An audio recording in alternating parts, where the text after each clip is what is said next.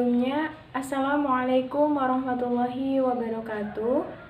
Selamat pagi semuanya. Apa kabar? Semoga kalian selalu diberikan kesehatan dan diberikan perlindungan oleh Allah Subhanahu wa Ta'ala. Nah, pada pagi hari ini, nanti sebelum kita masuk ke materi pembelajaran, alangkah baiknya kita akan berdoa terlebih dahulu menurut agama dan kepercayaan masing-masing. Berdoa, Ibu persilahkan.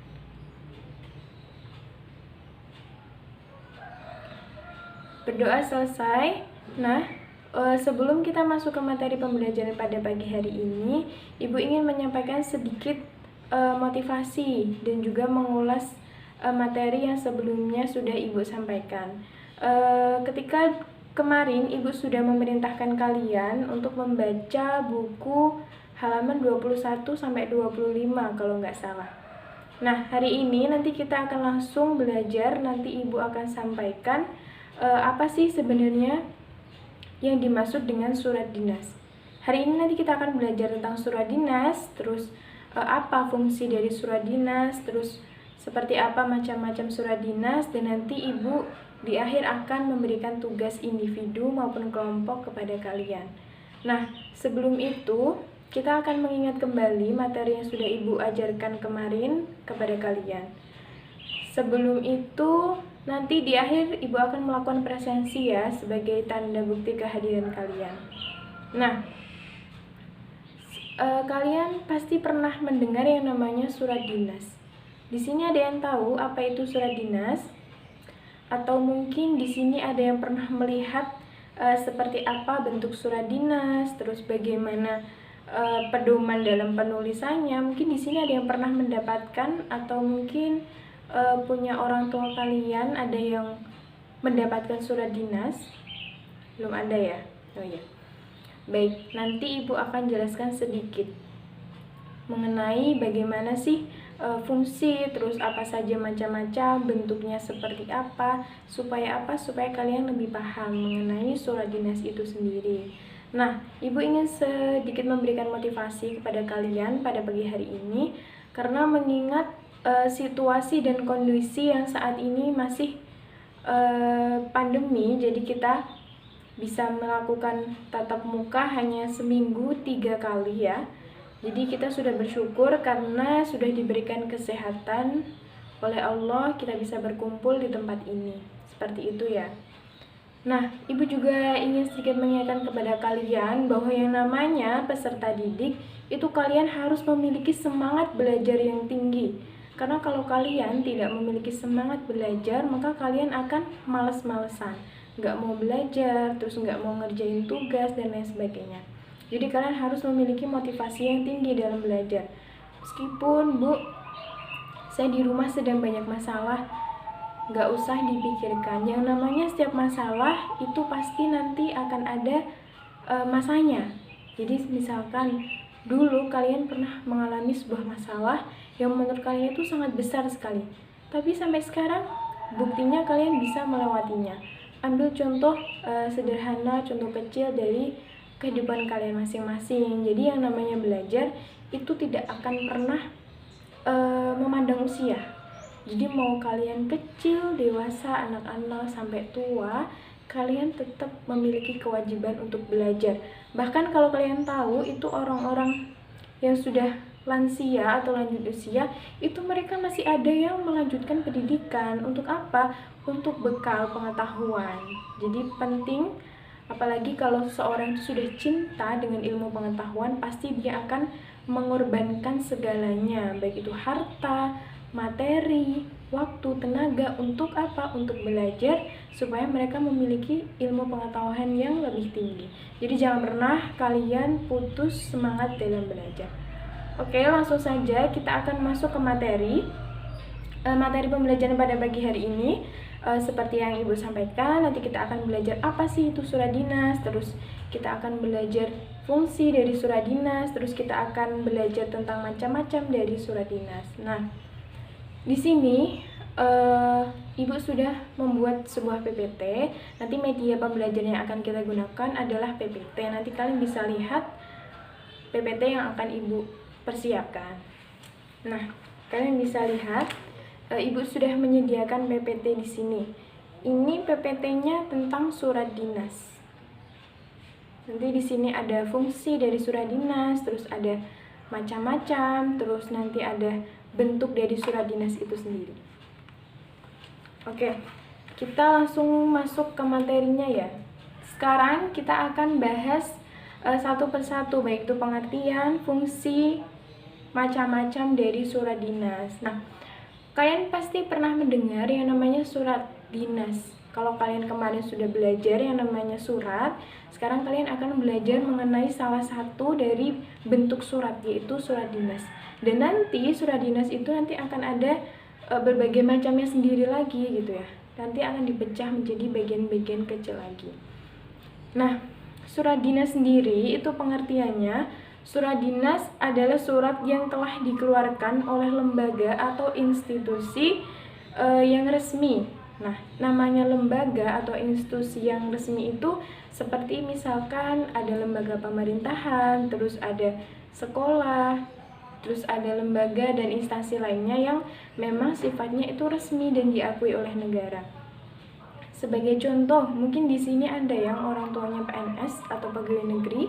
Itu biasanya kalau di pegawai negeri itu ada yang namanya surat perjalanan dinas. Nah, surat perjalanan dinas sendiri itu biasanya dikeluarkan oleh atasan, baik itu dari kepala, ketua, dan lain sebagainya kepada bawahannya atau orang yang diutus untuk melakukan perjalanan dinas. Nah, biasanya itu ada suratnya.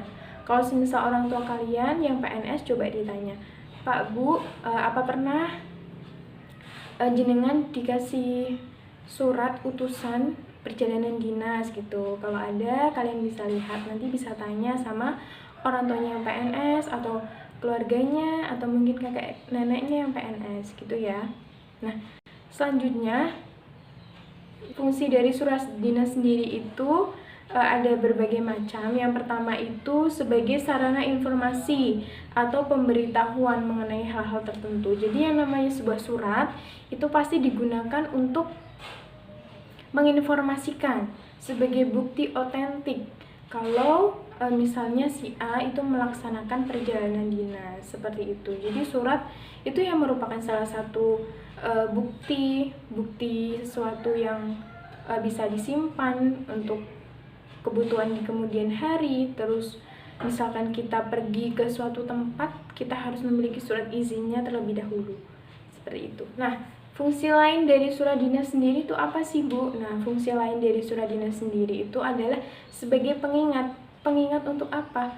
Oh, semisal dalam suatu perusahaan, baik itu sekolah maupun instansi pemerintah, misalkan ada surat masuk. Nah, surat masuk akan kita lihat, oh ini surat tentang apa? Semisal ada surat tugas atau surat tentang perjalanan dinas atau surat instruksi, itu kita bisa lihat tanggalnya, kapan nanti keberangkatannya, seperti itu. Ketika kita diundang dalam suatu acara, itu kan kita bisa lihat, oh acaranya tanggal sekian, bulan sekian, jam sekian, gitu kan.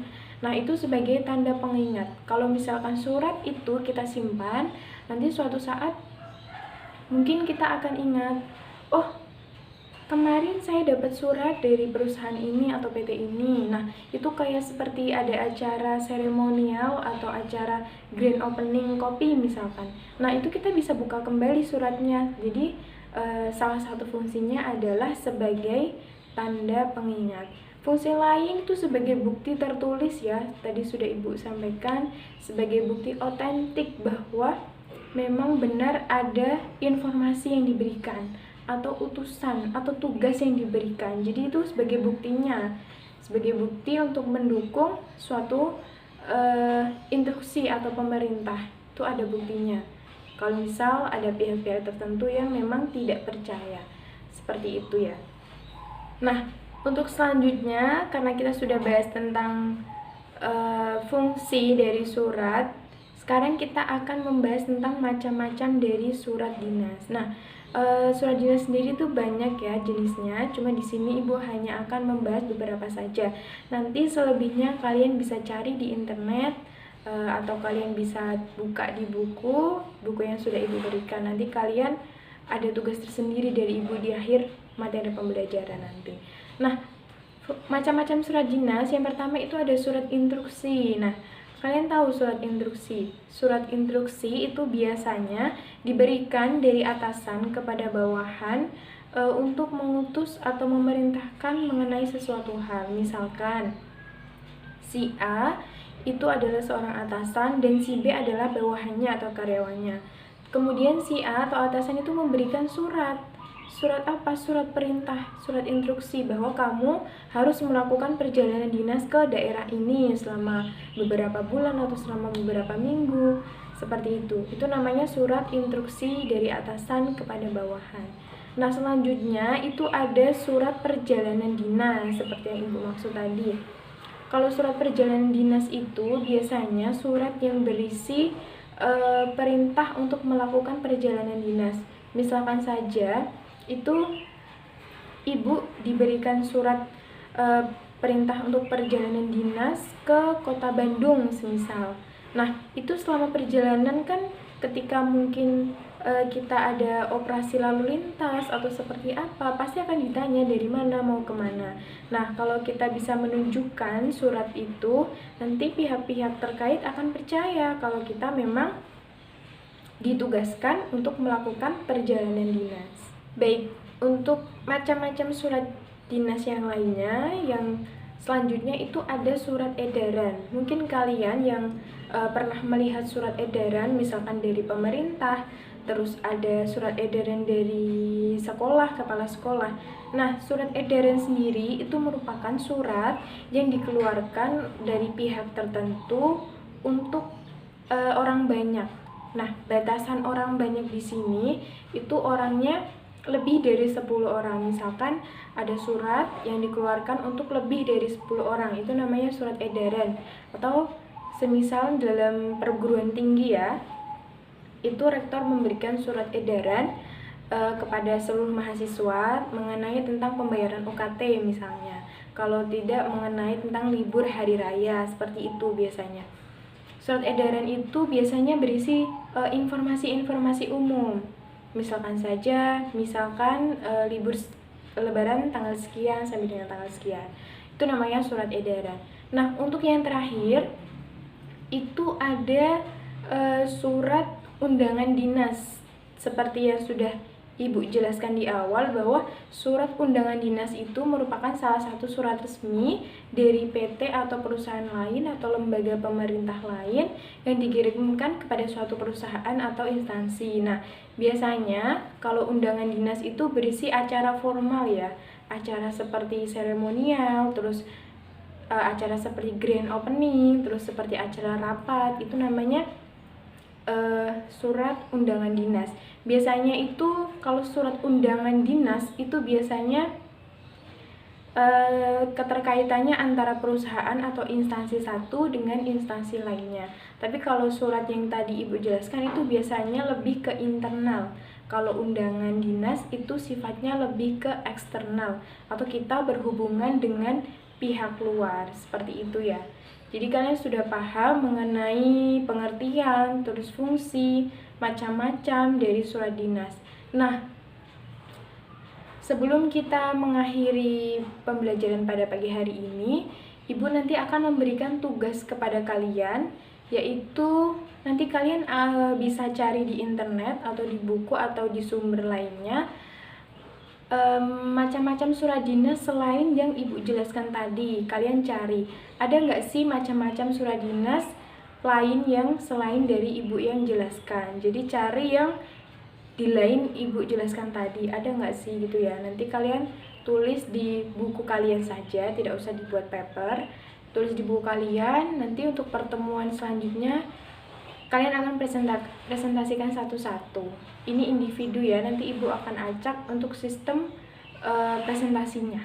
Nanti Ibu akan sampaikan. Baik, sebelum kita mengakhiri pembelajaran pada pagi hari ini, mungkin ada yang ditanyakan, baik itu pengertian, mungkin ada yang belum paham, macam-macam, dan fungsi surat, mungkin ada yang belum dipahami, bisa ditanyakan.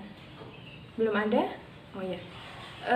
Sebelum kita akhiri, Ibu akan presentasi satu-satu dulu ya. Nanti tinggal kalian mengangkat tangan saja yang hadir. Nanti Ibu bisa lihat. Oke, Ibu mulai ya. Diana Febi, Angel Prasasti, Nova Arianto, Deswita Maharani, Putri Maulidina. Baik, untuk pembelajaran pada hari ini Ibu cukupkan. Untuk yang tidak hadir, semoga kedepannya bisa hadir ya. Untuk yang tidak hadir tadi ada 2 orang, yaitu Novi dan juga Fatma ya. Nanti untuk teman dekatnya bisa menghubunginya, menginformasikan apa saja materi yang sudah kita bahas pada pertemuan hari ini. Nah, baik, sebelum kita akhiri pertemuan hari ini, kita berdoa terlebih dahulu menurut agama dan kepercayaan masing-masing. Berdoa dipersilakan. Berdoa selesai.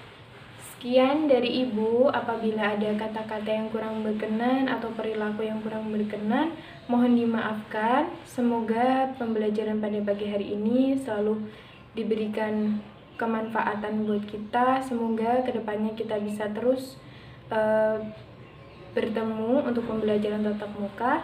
Semoga kalian selalu diberikan kesehatan dan perlindungan oleh Allah Subhanahu wa Ta'ala. Sekian dari Ibu.